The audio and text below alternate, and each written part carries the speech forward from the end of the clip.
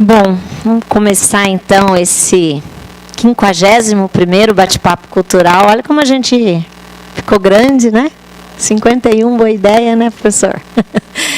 E temos aqui a presença da Lia. Quem nos indicou a Lia foi o Alain, né? Encaminhou a tese dela para a gente também conhecer um pouquinho o trabalho dela. E é muito bom porque vem numa sequência, né, de trabalhos que a gente vem fazendo. Então tá bom, vou chamar o professor Romualdo. Então, vamos começar o nosso bate-papo, né, das boas ideias, né, que é o 51. Eu convido a Lia para vir cá para a mesa, então.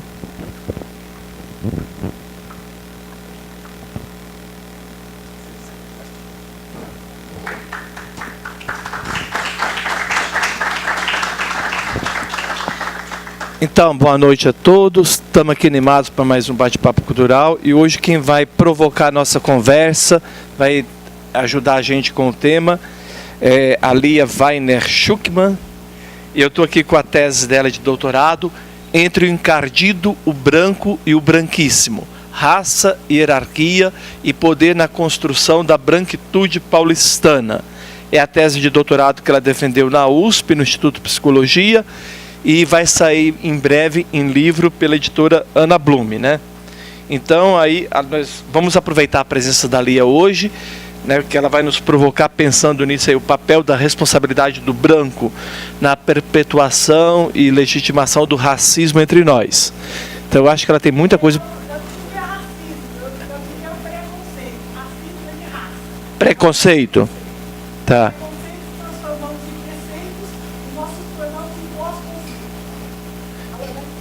Então, trocar a palavra racismo por preconceito. Tá. Então, vamos escutar. Não, mas tá ótimo. Vamos sim, vamos conversar, tá ótimo. A sua intervenção foi muito boa. Então, vamos ver aqui o que a Lia vai nos provocar. E aí a gente abre a conversa para todo mundo. Eu falei com ela para falar pouco, porque aqui não é para a gente ouvir palestra, mas é para ela nos provocar e a gente abrir essa conversa aí nesse tom, né, que você já começou.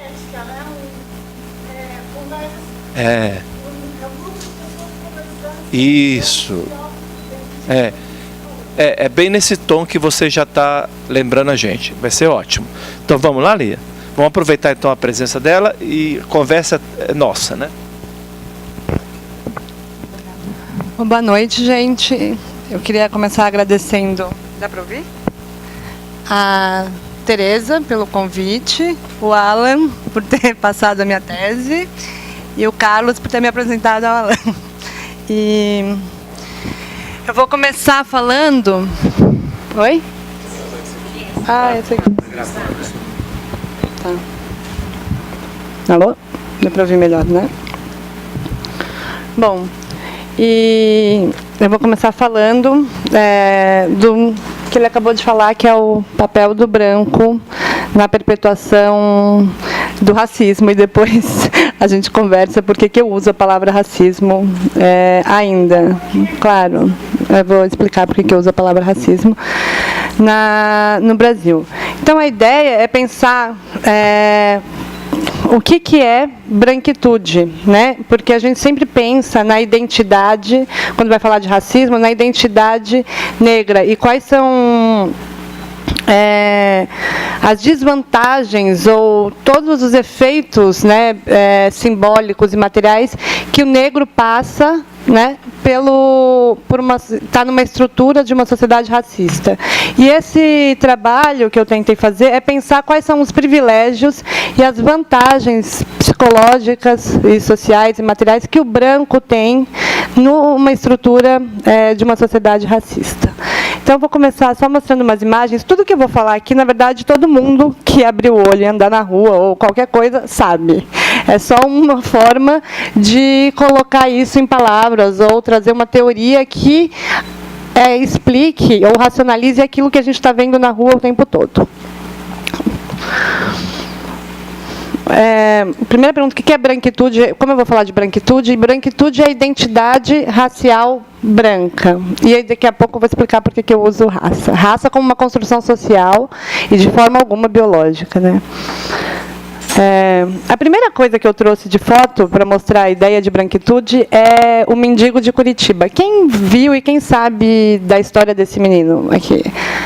Então, ele era um mendigo de rua, que alguém tirou uma foto dele e eu acho que em, 2 dias tinha 80 mil likes, curtir no Facebook, falando assim, eu levaria ele para casa. Né? O que tem esse mendigo que não tem o resto dos mendigos brasileiros? Ele é branco de olhos azuis. É como se o branco de olhos azuis não pudesse estar nesse lugar. E esse lugar é naturalizado para o negro. Ou seja, a ideia de que o branco tem um lugar, ela existe e que é ela que faz as pessoas, 40 mil pessoas em um dia, falar, eu levava esse cara para casa, enquanto os negros podem dormir na rua. Pode passar a imagem. Bom, e aí eu vou trazer algumas imagens do Brasil, aqui é o Senado brasileiro, aí raça e gênero, né, porque só tem homem e branco. O elenco principal da Rede Globo, no final do ano, só tem branco, parece que a gente mora na Dinamarca, né? No final do ano, nós vamos mostrar a população brasileira. A Bolsa de Valores de São Paulo, eu só trouxe lugares mais ou menos pensando lugares de poder, para pensar essa relação de branco com poder. Aí eu trouxe a propaganda das Havaianas, se for pensar, porque aqueles outros lugares, eles são lugares de poder. Mas a Havaiana é um chinelo que, teoricamente, todo brasileiro tem. Eu não conheço um brasileiro que não teve, na sua história de vida, uma Havaiana. E na propaganda da Havaiana não tem um sujeito negro, porque, às vezes, as pessoas falam, não, isso é vendável para tal população, então, por isso, a gente coloca a população branca que tem mais aquisição. Não. A Havaiana é um chinelo que todo mundo usa e a propaganda é toda branca. O elenco da novela Avenida Brasil, que era a última que passou. Pode passar. Pode passar. As capas de revistas de Boa Forma, de Como Ser um Homem Bonito. Pode passar. Marie Claire, Cláudia. E a última que eu trouxe é do Carnaval em Salvador. Aqui dentro, ali é onde tem o cordão, onde se paga para pular carnaval. E fora, fora do cordão. E essa imagem do Carnaval de Salvador eu trouxe porque ela é muito simbólica, que é o seguinte, a mesma coisa que eles fazem ali dentro, fazem ali fora do cordão, que é, em geral, por exemplo, tem dentro desse carnaval, tem um menino que filmou e fez um filme sobre isso. Dentro do cordão tem pessoas usando drogas, até transando de vez em quando, dentro do cordão, e brigando. Todas as pessoas podem fazer isso lá dentro. Lá fora, elas são pegas por vadiagem, pela mesma lei que ela acabou de falar ali, só que não usam mais a lei de vadiagem. Então, as mesmas pessoas que fazem a mesma coisa, ou usam drogas, ou brigam, ou estão tendo a expressão sexual ali fora, são presas. E nesse mesmo carnaval, teve 125, no primeiro dia de carnaval em Salvador, presos, todos negros, por vadiagem nessa linguagem comum, ou seja, e os brancos podiam fazer a mesma coisa dentro do cordão. Aí eu trouxe só essas imagens para pensar assim que tudo que eu vou falar, o que é branquitude, a gente já sabe, é o que faz a capa da revista ser branca, é o que faz esse cordão só ter branco dentro, o elenco da novela e etc e tal. E como passou o filme, a Ângela disse, é uma dívida impagável. Então eu fiz o meu trabalho de doutorado pensando, assim, qual é o papel que esse branco, e o que o branco pode fazer para ir desconstruindo esse racismo. E a primeira coisa que eu pensei, que antes de olhar para o outro, ou olhar para o negro, quem é o negro, eu pensei assim, olhar para o branco e saber quem é esse branco que perpetua e legitima e como que ele faz isso, é um papel de pagar, de alguma forma, minimamente essa dívida. Então, vamos lá. Bom, isso é as imagens que eu passei. A população negra brasileira hoje é de 49,8% e a população branca, mais ou menos pelos dados do IBGE, é 49,4%. Pode deixar ali naquela da população. Então, tá. Aí, os estudos, só que eu queria começar a falar, que os estudos de branquitude, no qual o meu faz parte, eles têm uma lógica, que começou nos anos 90, mais ou menos, nos Estados Unidos, que a lógica foi assim, que olhar para o negro, olhar para o indígena como se fosse o outro, só ajudou a perpetuar a ideia de que o branco fosse a norma. E que, por exemplo, os estudos de antropologia, ou de psicologia social, ou todos esses estudos que eram feitos com essa ideia, com os negros e com indígenas. Ninguém olhou para o branco com a ideia de pensar, nós também somos uma identidade. E essa identidade ela tem uma característica. E as características estão ligadas às relações de poder. Então a ideia, tem um teórico que ele fala que olhar com tamanha paixão e unicidade de propósito para os grupos não dominantes teve o efeito de reproduzir o sentimento de estranheza, diferença e excepcionalidade desses grupos, os sentimentos de que eles constituem desvios da norma. Entretanto, a norma seguiu adiante como se fosse a maneira natural, inevitável e comum de sermos humanos. Então, essa é a ideia de pensar o que é a característica do branco. E, assim, eu queria dizer que branquitude não é a mesma coisa que brancura. Brancura é a cor da pele, que as pessoas nascem brancas ou negras ou de qualquer outra forma, por uma questão que elas nascem assim, biológica, de fenótipo, etc. e tal. A branquitude está ligada ao exercício de poder que essa brancura representa. A brancura em si não é nada. Nem a cor da pele negra não quer dizer nada em si. Mas sim o que isso representa e o simbólico. E por isso que a gente usa a branquitude e não a brancura, que a brancura é a cor da pele. Né? Então, tá. Então, a branquitude está ligada a uma coisa de poder, e quando eu falo de branquitude, eu estou falando de identidade. Então, quando eu estou falando de identidade, eu queria fazer uma parte que é uma coisa da psicologia, que é diferenciar de identificação. Eu estou falando de identidade racial branca, e não de identificação. Vamos supor, eu sou branca, a Tereza é branca, e ela pode se identificar com a cultura negra, ela pode se identificar com a dor negra, ela pode se identificar com com o outro, mas a identidade racial dela é branca. Ou seja, a identidade não é uma coisa que a pessoa escolhe. Ela é determinada nessa relação eu-outro. Não importa as identificações que o sujeito tem. Por exemplo, as identificações é uma escolha, ela está ligada à afetividade, ela está ligada à estética, ao que ela gosta. A identidade, não. A identidade, vamos supor, na época da Segunda Guerra, a pessoa podia falar, mas eu não tenho nada a ver com o judaísmo, eu não sigo a religião, não sigo... A identidade não era ela que dizia eu sou ou não sou. Então, só para dizer que eu estou falando da identidade branca, mesmo que os sujeitos brancos falem, olha, eu não concordo com tudo isso que a branquitude me dá, a porta abre mais fácil do banco para ela. Ou ela tem mais privilégios simbólicos e materiais, não importando quais são as identificações. Então, por isso que a gente fala identidade racial, né, dos dois grupos. E não é identificações. Só para, quando eu falo, às vezes as pessoas falam, mas eu não penso tudo isso. Não, calma, não é que o branco vai assim pensando tudo isso ou se identificando com tudo isso. Às vezes ele escolhe ter essa identificação, mas mesmo que ele não escolha, a gente está estruturada numa sociedade que dá privilégios para o branco assim que ele nasce. Não importa se ele escolhe ou não. O que os brancos podem fazer é tentar ir denunciando, olha, aqui eu tenho privilégio, eu não quero, eu abro mão, de alguma forma, em vez de perpetuar com esse privilégio. E, para isso, ele tem que saber que tem privilégios. Né? E é isso o trabalho que eu fui fazendo.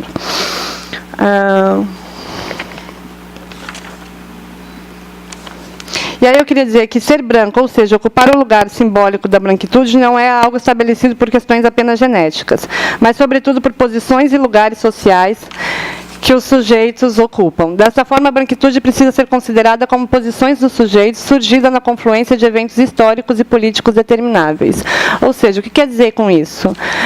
O branco, ele é uma característica que ele vai... Quem é branco e quem não é branco difere dependendo da construção histórica e política de cada sociedade. Um branco no Brasil pode não ser branco nos Estados Unidos ou não ser branco na Europa. Não existe um branco como... isso é branco. Cada sociedade vai criar o que é branco dependendo da relação de poder. que está naquela sociedade. Por exemplo, na África do Sul, os negros, na época do apartheid, os negros americanos não podiam ser exatamente da mesma cor que os negros da África do Sul. Eles não eram considerados negros, ou seja, da mesma cor. Eles eram considerados naquela categoria mestiço do meio. São as relações de poder que estão em jogo que vai definir quem é branco e quem é negro, né, numa sociedade, e não exatamente a cor da pele. Porque a cor da pele de um branco aqui pode não definir ele como branco nos Estados Unidos. Ele pode ser definido como latino, porque lá relações de poder e hierárquicas são diferentes, né? Então, a primeira característica que eu digo que é de branquitude, que é dessa identidade que eu estou falando, é a ideia de normalidade. E as duas teóricas que mais pensam branquitude, né, é uma americana que chama Ruth Frankenberg e a Edith Pisa no Brasil, elas argumentam que se há algo característico da identidade racial branca, essa característica é a falta de percepção do indivíduo branco como uma pessoa racializada. A brancura, neste caso, é vivida pelos próprios sujeitos brancos como algo natural e normal. A suposta neutralidade do branco é dada como natural, já que ele é um modelo paradigmático de aparência e de condição humana, como a gente viu nas revistas, ou nessas fotos. Então, assim, é muito raro um branco acordar e pensar assim, como que eu vou lidar com a minha brancura? Como que eu vou lidar com a minha branquitude? Como que eu vou pensar, como que eu vou educar os meus filhos para ser branco nesse mundo? É uma questão para o branco? Não. A ideia de que ele é a norma é a primeira característica que vai definir essa identidade, e de que os outros são outros, né? E isso é um privilégio simbólico que o branco não se dá conta. Mas, assim, ele vai, essa ideia de normalidade, ela vai partilhar a vida cotidiana desses sujeitos brancos em vários momentos, o tempo todo. Por exemplo, vou dar um exemplo. Se eu cuspir na rua, essa é uma menina porca, pronto. Eu não carrego a raça. A ideia de normalidade vai fazer que eu seja um indivíduo. A Tereza é um indivíduo, eu sou um indivíduo, ele é um indivíduo. O negro é sempre um grupo, é uma raça. O exemplo máximo agora é o Joaquim Barbosa. Para o bem ou para o mal, ele está sempre tendo que ser ou exemplo ou contra-exemplo, ou ele é o capitão do mato que denunciou, ou ele é o herói, né? Ou o Obama também. Ou ele tem que ser o herói negro, ou ele está passando vergonha para a população negra. Ele não carrega a individualidade. O branco sempre é um indivíduo. Não importa onde ele esteja, ele não carrega a raça do grupo todo. E isso é um privilégio simbólico de poder não ter que carregar o seu grupo ou ter a responsabilidade pelo seu grupo o tempo todo. Então, essa é uma das características do privilégio simbólico. Bom, então, esses privilégios simbólicos, eles vão dar para o sujeito, né, que eles, classificados socialmente como branco, atributos e significados positivos ligados à identidade racial a que pertence. E aí, por isso que eu uso a ideia de raça, porque isso está ligado à ideia de raça construída no século XIX, e por isso que eu falo racismo. Porque é exatamente as características dessa ideia de raça construída ideologicamente no século XIX pela ciência que faz esse imaginário da superioridade racial, né, da ideia de superioridade branca. E o que foi essa construção de ideia de raça do século XIX? A ideia de raça ela é construída como se o fenótipo de alguém tivesse uma continuidade que fosse dar as características de moral, as características de civilização, as características de inteligência de um sujeito e estética. Ou seja, a raça é a ideia de que o fenótipo vai ter uma continuidade estética, de inteligência, de moral, de comportamento, de civilização. E é essa ideia que ainda faz os comportamentos no Brasil. Por isso que eu uso o racismo, e o racismo como uma construção social, uma ideia de raça social, que é essa ideia que vai dar essa ideia de privilégio e supremacia construída desde o século XIX e que ainda todos os sujeitos compartilham de alguma forma, consciente ou inconscientemente, que vai dar esse privilégio branco. Né? Então, tem uma supervalorização em relação às identidades raciais não brancas, que acarreta na ideia racista de superioridade e constitui um dos traços característicos da branquitude. Então, todos os estudiosos de branquitude eles vão falar que se tem uma coisa comum na branquitude, não importa se é na África do Sul, se é no Brasil, se é nos Estados Unidos, se é na Europa, é que ela é construída com uma ideia de superioridade às outras raças, uma ideia, né, que está ligada ao poder que esse grupo teve de dominação, de exploração dos outros povos. E aí eu pego uma psicóloga norte-americana que ela vai falar sobre os privilégios simbólicos que um branco tem e que ele não percebe que tem. Ela fala na primeira pessoa 10 coisas. Eu acho que eu vou reproduzir aqui porque tem muito a ver. Ela diz assim: 1. Eu posso estar segura de que meus filhos vão receber materiais curriculares que testemunhem a existência de sua raça. Parece uma coisa simples, né? Mas não é. O sujeito, quando vai no colégio e ele pega um currículo e aparece, né, na aula de história, o alemão fez isso, o francês tem a Torre Eiffel, o português fez os navios, e vai mostrando toda essa população branca, como que ela construiu a civilização, e não mostra como construiu, e mostra o negro escravizado e o índio numa rede, não sei se vocês lembram do livro de história. Isso já é um privilégio para a criança branca que está ali. Ela está vendo o grupo do qual ela pertence, né, sendo mostrado como herói, enquanto o outro grupo está vendo ele escravizado, ou ele numa rede como preguiçoso. Então, assim, é uma coisa que parece, assim, quando você está lá na escola, normal. Não, não é. É um privilégio branco que está no currículo, né? 2. Se eu usar cheques, cartões de crédito ou dinheiro, eu posso contar com a cor da minha pele para não operar contra a aparência e confianças financeiras. 3.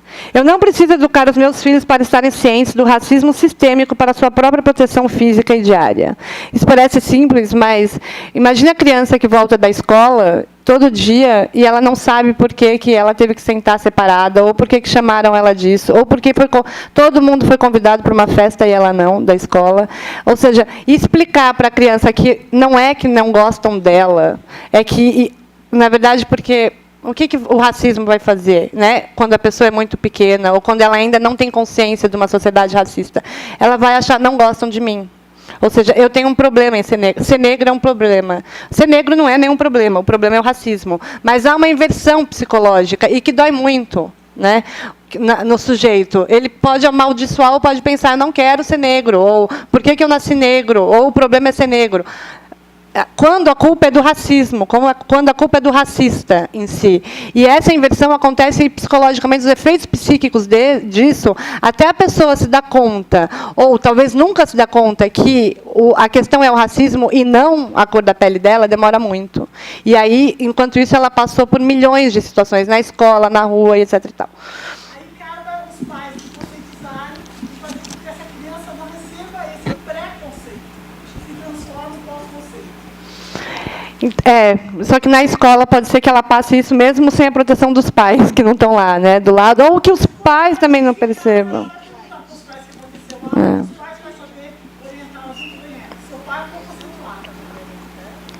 Bom, a outra. Eu nunca sou pedido para falar por todas as pessoas do meu grupo racial. Ninguém fala assim, você que é branco, fala por que o... sei lá, qualquer branco. Por que o Bush fez isso? Não, ele não é colocado, ele não tem que responder nunca pelo grupo racial dele, né? Enquanto, você que é negro, por que você acha do Obama? É uma pergunta que acontece o tempo todo, né? Eu tenho bastante certeza de que, se eu peço para falar com a pessoa responsável numa loja ou num restaurante, eu vou encontrar uma pessoa da minha raça. E isso, assim, é uma questão. Tipo, você fala, eu quero falar com o responsável aqui. O gerente da loja provavelmente vai ser branco, né?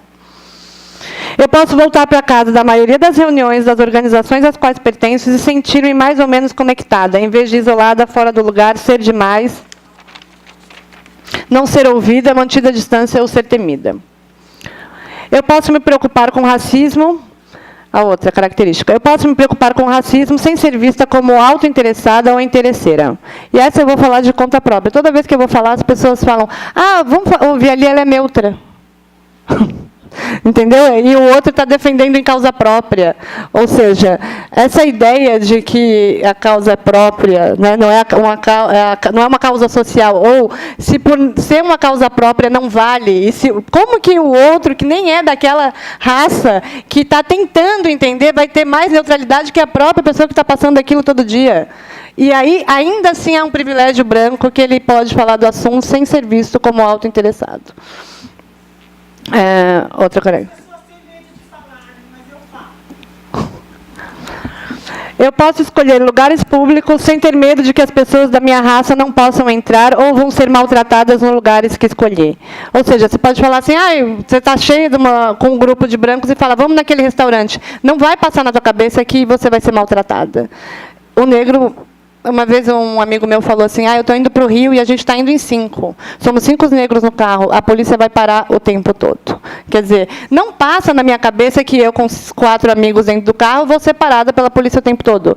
Ele falou assim, eu não posso ter, sei lá, qualquer coisa no carro, de forma alguma, porque vai parar, e vai parar mais de uma vez. E é verdade, nessa viagem pararam umas 8 vezes.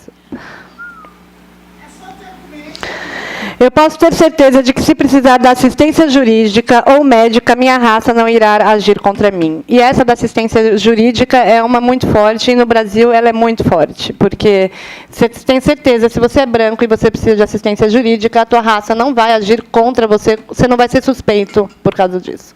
Então, eu só quis enumerar alguns dos privilégios brancos que a pessoa não se dá conta que ela é branca e que ela tem esses privilégios, ou finge que não se dá conta, né, em algumas situações. Bom, aí, tirando toda essa teoria, pensando nisso, para pensar os sujeitos brancos, eu fiz uma pesquisa com 40...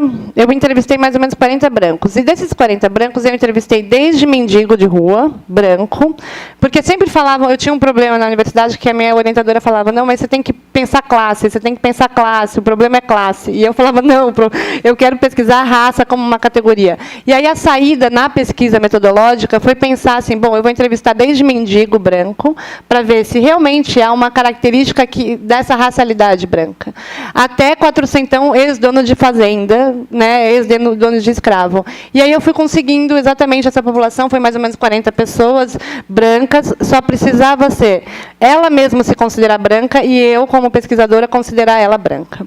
E eu tinha uma pergunta inicial e depois discorria, né, o trabalho, que era, o que é ser branco para você? E eu perguntava, o que é ser branco para você? Eu nenhuma vez perguntei o que é ser negro, eu perguntei o que é ser branco para você.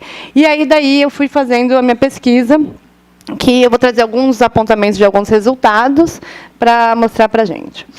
E aí primeiras categorias que eu criei foi as categorias que estão relacionadas a exatamente essa construção da ideia de raça do século XIX. Então, as ideias de padrões de beleza, né, que é estético, de ideia de superioridade moral e intelectual, como que aparecia nos discursos das pessoas. Eu vou trazer algumas respostas aqui para pensar, ligadas primeiro à ideia de estética, que é a primeira característica que eu coloquei aqui. Essa menina, eu perguntei para ela, o que é ser branco para você? E ela respondeu, eu acho que o racismo é real. Eu nunca namorei negro, mas namorei japonês. É difícil eu entrar num lugar e achar um negro bonito, a não ser que ele seja muito bonito, seja unânime. É um negro tal, um cara muito lindo. Mas, no geral, eu não vou achar esses caras bonitos. Quando eu saio à noite, se vejo um branco muito bonito, é a mesma pessoa falando, tenho certeza de que não tenho chances com ele. Mas sei que, e quase tenho certeza de que tenho chances com um cara negro muito bonito. Ela respondeu. E aí eu perguntei, o que é um branco muito bonito? E um negro muito bonito? E o japonês? Aí ela respondeu, eu estou falando de um tipo Brad Pitt, loiro de olhos claros. E eu falei, e por que você não tem chance com ele? Ela falou, porque eu estou fora do peso. E aí eu perguntei, e por que você teria chance com um negro muito bonito? E ela respondeu, porque eu sou loira. E depois eu perguntei para ela, mas e por que ela? É só você ver, os pagodeiros, os jogadores de futebol estão sempre com loiras. Bom, eu peguei essa fala, e essa fala foi muito forte de uma entrevistada minha, porque aí junta gênero, raça, padrão de beleza e etc. e tal. E depois eu vou voltar nessa fala mais para frente. Mas aí tem essa categoria estética, né, de tipo da brancura da pele dela ou dela ser loira. E aí eu peguei essa fala para pensar que o branco, inconscientemente, sabe sim dos privilégios dele. Porque ela está usando isso como, porque é um mercado. O mercado também é afetivo. Tem um mercado do matrimônio, existe. Claro que tem encontros genuínos de amor, etc. e tal, mas é um mercado, tipo, simbólico. E ela está usando a branquitude dela para... Bom, eu não me encaixo aqui nesses padrões de beleza branco, magro, mas eu posso negociar isso de alguma forma. E ela usa o privilégio da branquitude para isso. Aí, tem uma outra fala que eu separei para trazer, que essa fala eu acho bastante enigmática para pensar. É um nordestino, que ele é considerado branco, na Paraíba. Em São Paulo, no bairro que ele trabalha, ele é considerado nordestino, que é uma categoria criada em São Paulo, né? Porque não é lá na Paraíba ele não pode ser considerado nordestino, é uma categoria criada lá. E no bairro Cidade de Tiradentes, que é um bairro bem da zona pobre de São Paulo, ele é considerado branco, porque tem muitos negros. Para mostrar como a raça ela é construída dependendo do lugar e das relações de poder. Como ele trabalha de segurança, vigia noturno, num bairro de ricos em São Paulo, ali ele não é o branco. Por isso que a minha tese chama o entre o encardido, o branco e o branquíssimo. Ali ele é o branco encardido. Ele é o nordestino. Ele não é considerado branco, que é esse branco imigrante, né, descendente de italiano e alemão. Mas lá no bairro da cidade de Tiradentes, ele usa da branquitude dele para chamar os outros de negro. Então, essa fala dele eu trouxe para pensar que ele é uma pessoa que ele é oprimida pela ideia de raça, né, de alguma forma, pela essa ideia, né, de nordestino, né, que chamam ele de cabeça chata. E eu falo raça porque aí está ligado ao fenótipo, né, tem uma coisa do fenótipo, mas ele também oprime ali onde ele, né, trabalha, onde ele mora. Eu pergunto: o que é ser branco para você? Ele responde: posso responder o que é ser branco. Eu gosto da minha cor e gosto das minhas atitudes. Atitudes, ele usou. E essa aí eu peguei para falar como que aparece na ideia de moral e né, do sujeito branco. Aí tem a ver com atitudes? Ele responde: não, vou dizer assim, eu gosto da minha cor e gosto das minhas atitudes. O que eu faço da minha vida? Sou uma pessoa que trabalho, não faço a coisa errada. Então, gosto muito das atitudes da minha sobrevivência. Sempre tento fazer o bem, sempre tentando as coisas certas. Eu perguntei para ele o que era ser branco. Aí eu falei para ele assim: bom, e quando você sai, você trabalha de vigia noturno, você para igual brancos e negros? Aí ele falou assim: não, eu vejo um negro, eu vejo logo a coisa errada. Aí eu perguntei: e por quê? Ele falou assim: porque eu tinha uma moto novinha que foi roubada por um negro. E eles são muito mais violentos. E eu perguntei: você já foi roubado por branco? Ele falou: já. Ou seja, quando ele foi roubado por branco, não, os brancos não viraram ladrões. Ou seja, aquele indivíduo branco roubou ele. Quando ele foi roubado por negro, ele já logo associou que é mais violento. Mas note que na fala dele, quando eu pergunto o que é ser branco por você, ele fala: eu sou trabalhador, eu faço a coisa certa e eu gosto das minhas atitudes. E aí, essa fala dele que eu coloco como... E apareceu várias vezes na minha pesquisa. Quando você pergunta o que é ser branco, a pessoa logo fala de comportamento, ou de atitudes, ou de trabalho. E isso, como essa ideia de raça, ainda está sendo construída nesse imaginário dos sujeitos.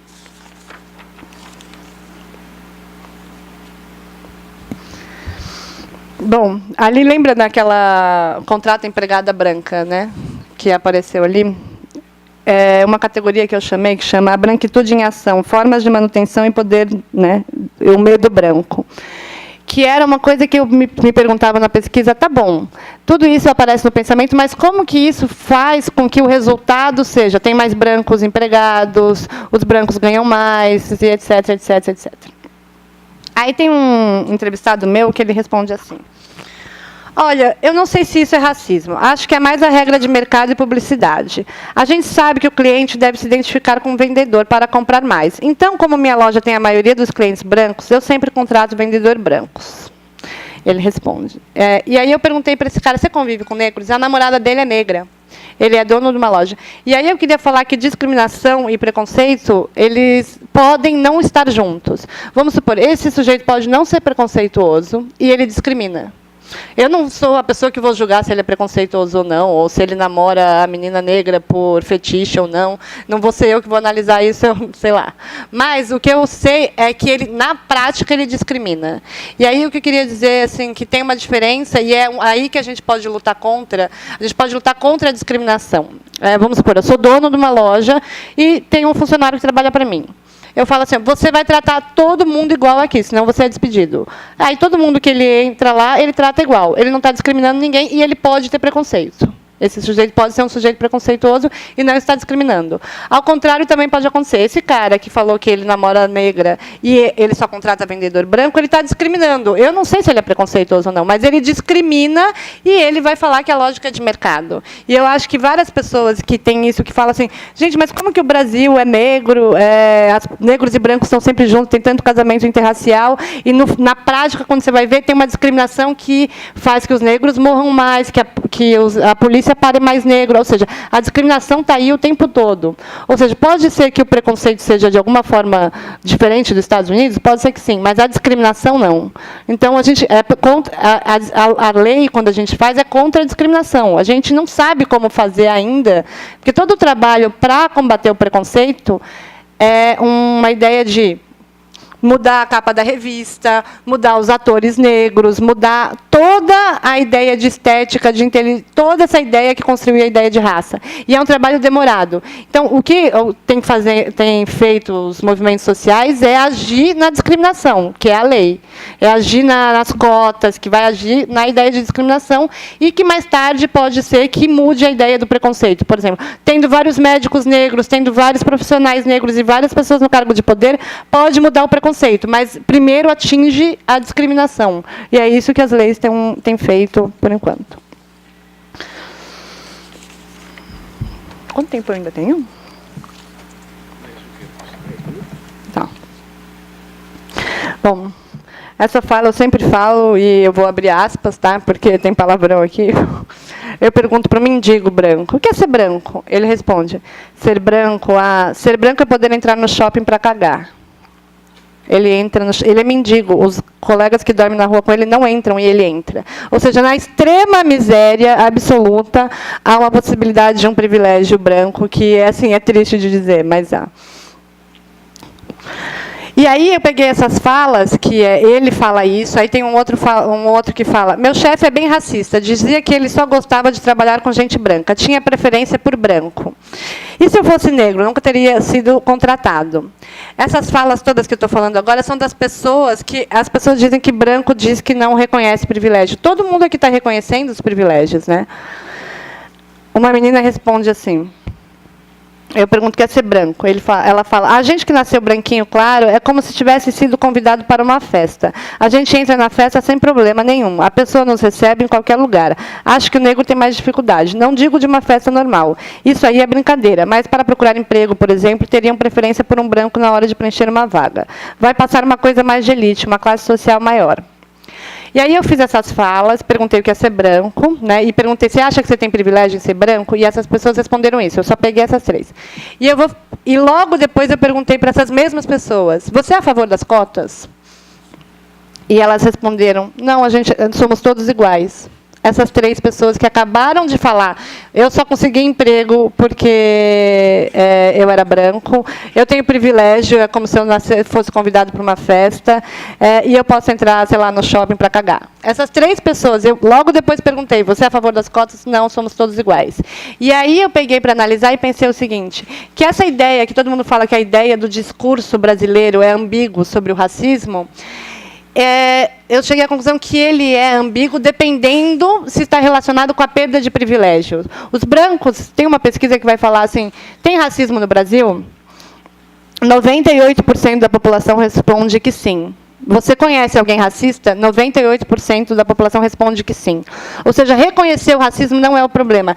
Mas, quando vai mexer no privilégio branco, as pessoas falam, somos todos iguais. Então, o discurso, como o discurso, e qualquer discurso, ele tem uma racionalidade que é fragmentada e tem a ver com interesses, é fácil admitir que tem racismo se não está sendo em jogo a perda de privilégios. Mas quando a pergunta é sobre cotas, ou você acha que tem que pagar uma dívida para a população negra, ou nós estamos devendo para o negro, que aí vai mexer com o privilégio branco, que acumulou anos, né, de propriedade em cima do trabalho escravo de outra população, aí sim, a gente fala, somos todos iguais. Então, essa resposta, somos todos iguais, aparece na hora da perda de privilégio branco.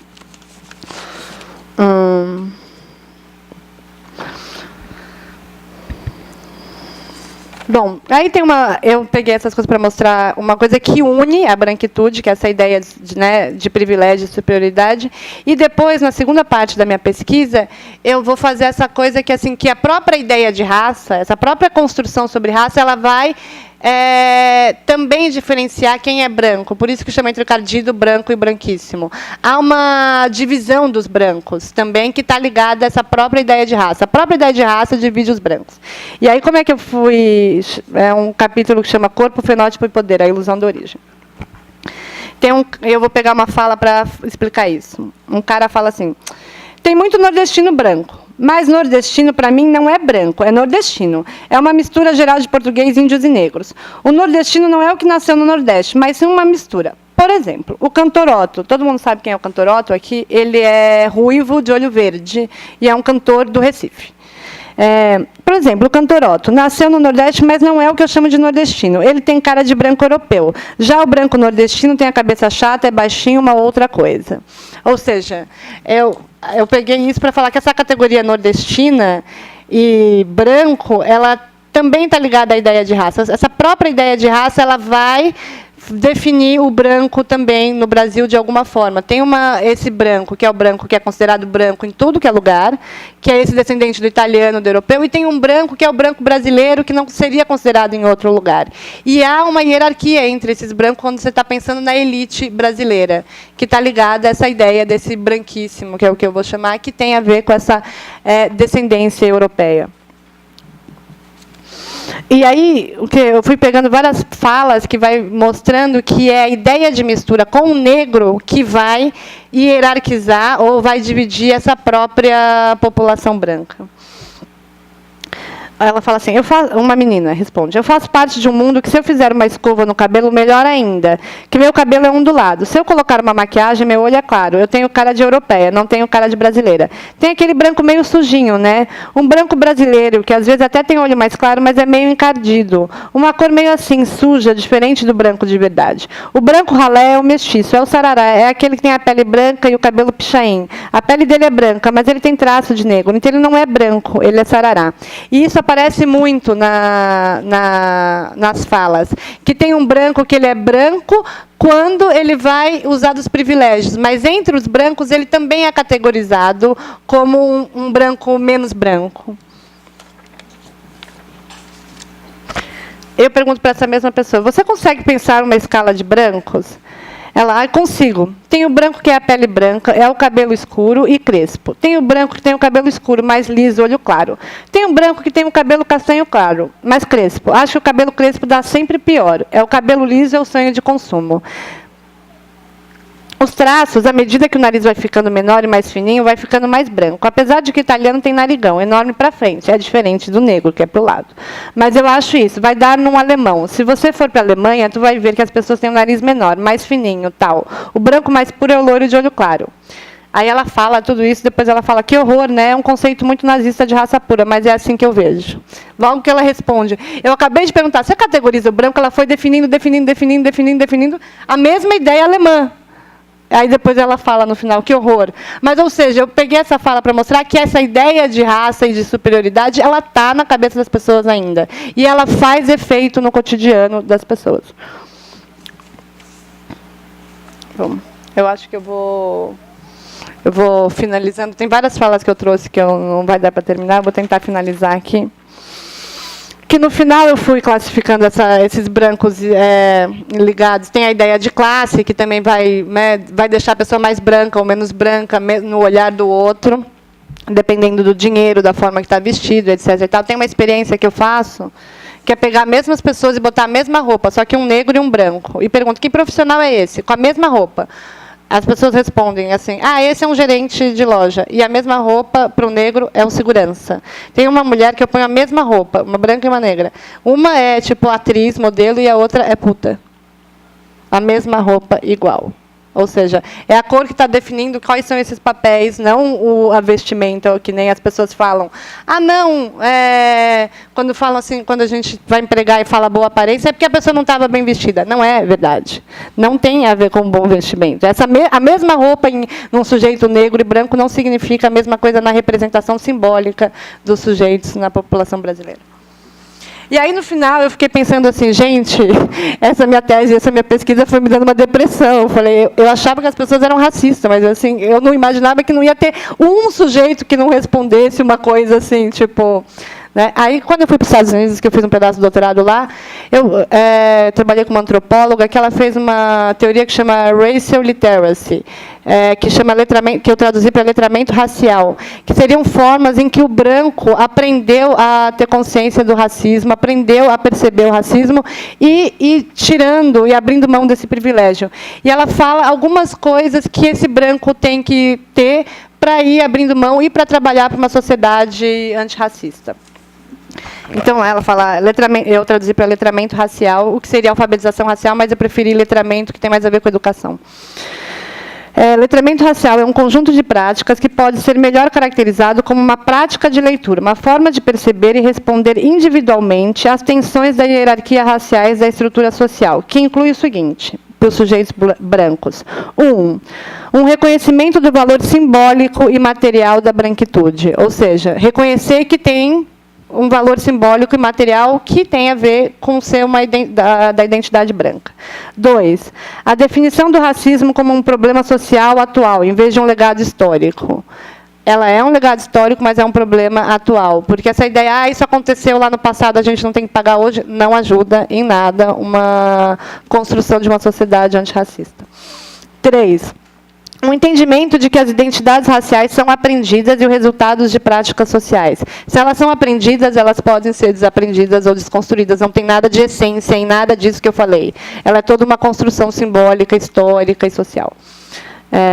4, a posse de uma gramática e um vocabulário racial que facilite a discussão de raça, racismo e antirracismo. E aí, isso eu acho muito importante, que no Brasil as pessoas têm problema de falar branco, negro. As palavras para discutir relações raciais já são um problema.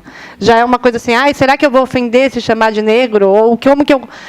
Tem que naturalizar. As pessoas perguntam, qual é o sexo da pessoa? É mulher, é homem?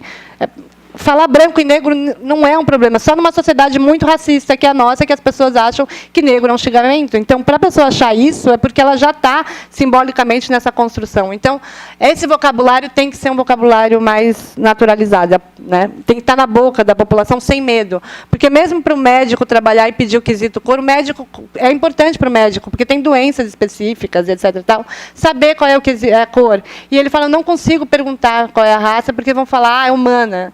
Né? Então, essa gramática racial está mais facilmente elaborada nos sujeitos.